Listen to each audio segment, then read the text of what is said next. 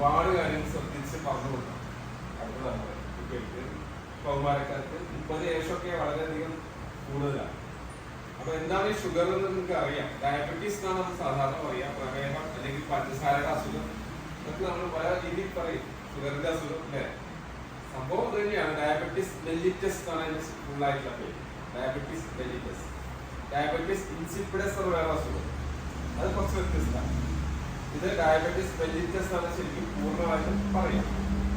അപ്പോ ഈ ഇൻസുലിൻ എന്നുള്ള ഹോർമോൺ ഉള്ളത് കൊണ്ടാണ് നമ്മൾ കഴിച്ച ഭക്ഷണം, എല്ലാ ഭക്ഷണം എന്തായി മാറും? പ്രത്യേകിച്ച് കാർബോഹൈഡ്രേറ്റോ പഞ്ചസാരയോ കൊഴുപ്പോ എന്ത് കഴിച്ചാലും എന്തായിട്ടാ മാറുക? ഷുഗറായിട്ടാണ് മാറുക അല്ലെ?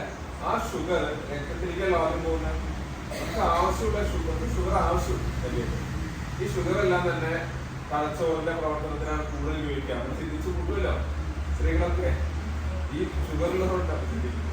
അത് കുറെ ചിന്തിക്കുമ്പോൾ അത് വയ്യാതെ വരും, ക്ഷീണം വരുന്നുണ്ട്. ഓവറായിട്ട് തലച്ചോറ് ഉപയോഗിക്കുക. പല തൊഴിലാളികൾ കണ്ടിട്ടുണ്ട് 9 മണി 11 മണിക്ക് ആകുമ്പോഴേക്കും ഷുഗറൊക്കെ ലോ ആയിട്ട് ആളെ ആർക്കാൻ വരിക. കാരണം അവർക്ക് ഓവർ ടെൻഷനുള്ള കുട്ടികളായി ശ്രദ്ധിച്ചാൽ മനസ്സിലാവും.